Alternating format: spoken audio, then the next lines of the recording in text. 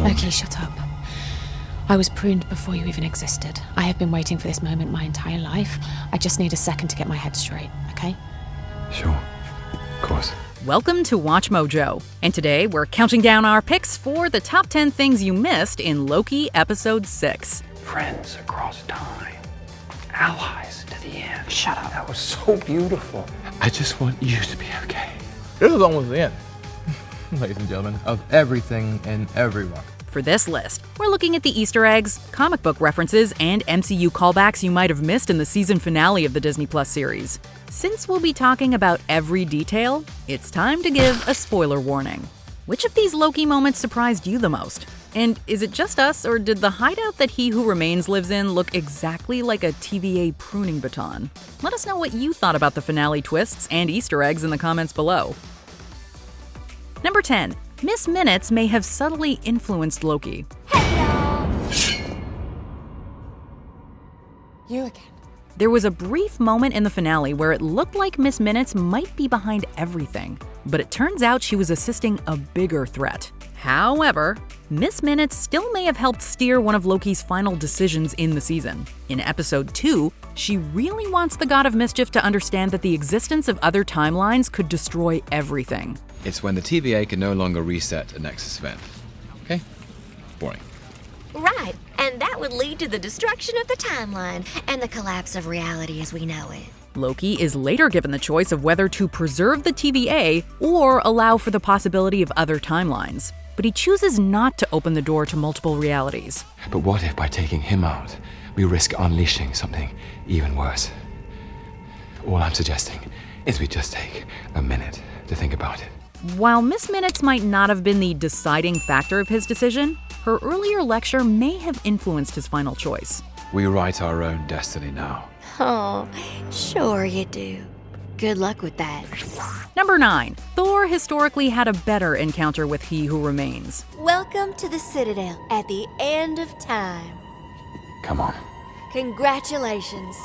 Y'all had an awfully long journey to get here. Shortly after Loki and Sylvie arrive in the Citadel of Time, they meet an eccentric man who calls himself He Who Remains.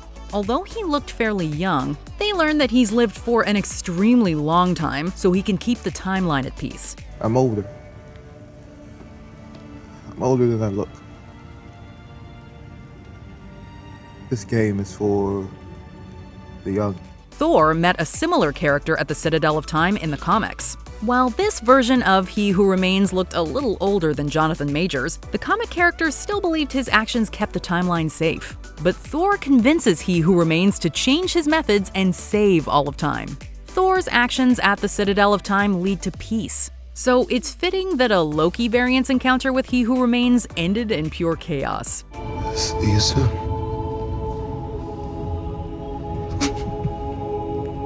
Number 8. Loki's officially the reason why the Avengers got a time travel pass.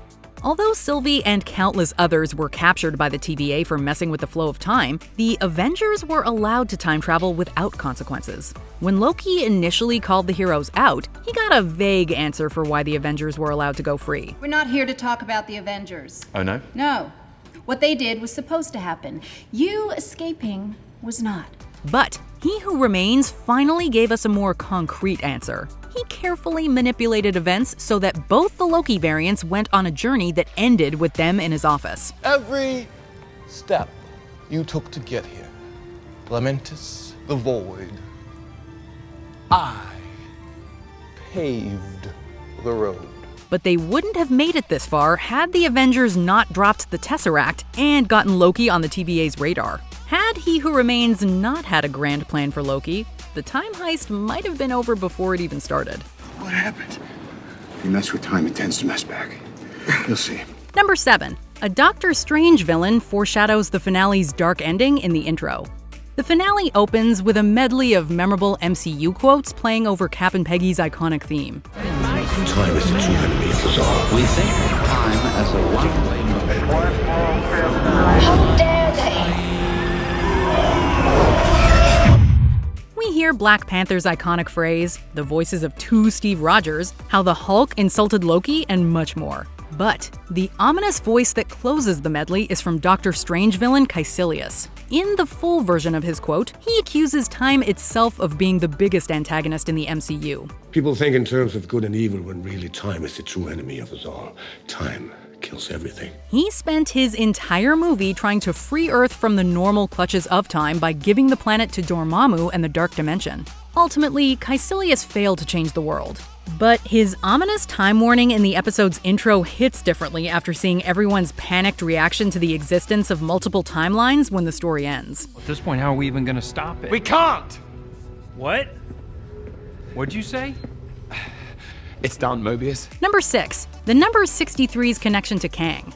Right before we see a statue of Kang, Mobius says, That's what, 63 new branches in this unit alone? Does he want us to just let them all branch? while the number 63 seems random, it references the conquering villain in 2 major ways. A Kang variant appeared in the comics for the first time in Fantastic Four number 19.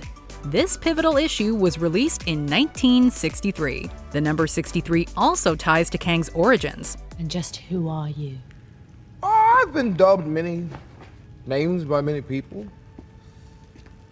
A ruler, a conqueror. While the exact details of the character's origins have changed numerous times, an early version of the villain came from a dimension known as Earth 6311.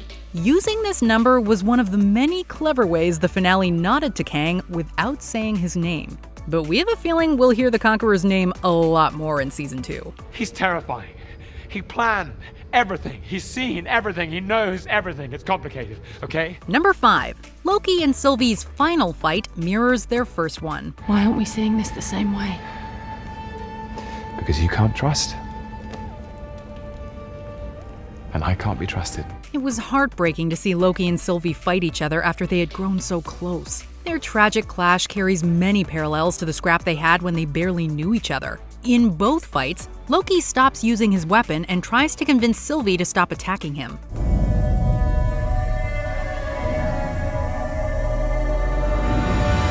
Sylvie, stop. Stop. Their first conflict ends when he uses the tempad to teleport both of them away from the TVA. But it's Sylvie that ends the second fight by transporting Loki back to the TVA by himself. But I'm not you.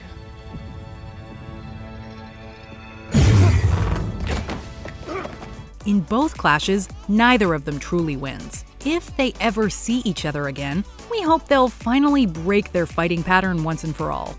Number 4. Kang may use the Avengers to get rid of his variants. On the show, He Who Remains said that variants of himself worked together before fighting each other. Each variant fighting to preserve their universe and annihilate the others. It sounds like he was describing the Council of Cross-Time Kangs. In the comics, this group was made up of beings from across time who all looked like Kang. One of the variants decided to take out the rest with a complex plan. After this, Prime Kang let council members get swallowed by the creature Eliath. He tricked the Avengers into making sure the council members couldn't recover. On the show, He Who Remains also relied on a beast to destroy his brethren. I harnessed the beast's power and began experimenting on it. I weaponized Eliath. But now that he's gone, another one of his variants may use the Avengers to get rid of his competition. If you think I'm evil, well, just wait till you meet my variants. Number 3. Ravona's true name. Hunter D90 to my office immediately. Yeah, sorry, Ravonna, that's not gonna work out the way you think it is, now that we know your secret. What did you do? While Judge Ravona was trying to uncover the mysteries of the TVA, Hunter B-15 was exposing her boss's true identity. It seems like Ravona was a variant of a high school principal. What the hell is going on here? Judge Renslayer. What? Who are you? And what the hell are you doing in my school? If you look closely at a degree in the background, you can see that the woman's name is Rebecca Torminette. This was a great callback to a major Ravona comic storyline. After she betrays Kang in the future, she decides to go back in time to hang out with an earlier version of him. She changes her name to Rebecca Torminette to blend into her new setting. Time will tell if the Ravona on the show will keep her new name or start going by Rebecca again. What happened to you? Nothing, Mobius. I didn't change. You didn't change? You betrayed me. No, you betrayed me! Number 2, a mild-mannered office worker becomes a hunter. We were shocked to learn that Mobius no longer remembered Loki after Sylvie freed the timeline. Take it easy. You're an analyst, right? What division are you from? What are you talking about? Who are you? What's your name? But it looks like she may have radically changed the minor character Casey. In the first couple of episodes, actor Eugene Cordero played him as a gentle and naive spirit. The character wasn't a fan of violence and clearly didn't get out of the office much. Give me the Tesseract or I'll gut you like a fish, Casey. What's a fish? How do you not know what a fish is? I lived my entire life behind a desk. But after Sylvie changes everything, we seem to see and hear Casey as he runs around dressed in hunter gear. Copy. Reporting to the armory, sir.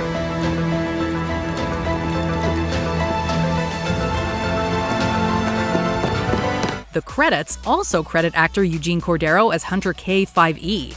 If the mild-mannered Casey we knew became a warrior, does that mean that other characters we've met in the MCU will get new personalities too? Long lost bro get to squeeze his stinking sister to death or what?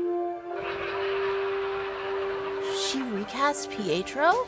Before we continue, be sure to subscribe to our channel and ring the bell to get notified about our latest videos. You have the option to be notified for occasional videos or all of them. If you're on your phone, make sure you go into your settings and switch on notifications. Number 1, Ravonna could return with a powerful Kang variant. You know what would happen if we didn't prune the timeline? What? Chaos.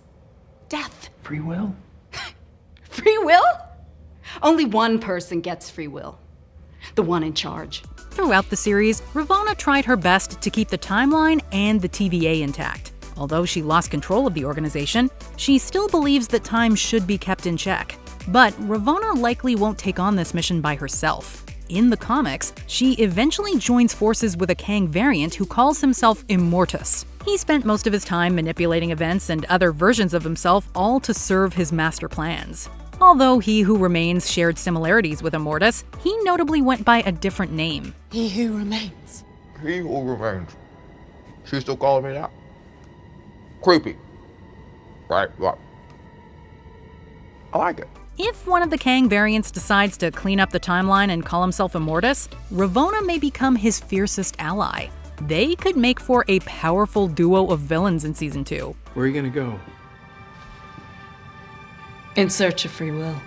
Do you agree with our picks? Check out this other recent clip from WatchMojo. And be sure to subscribe and ring the bell to be notified about our latest videos.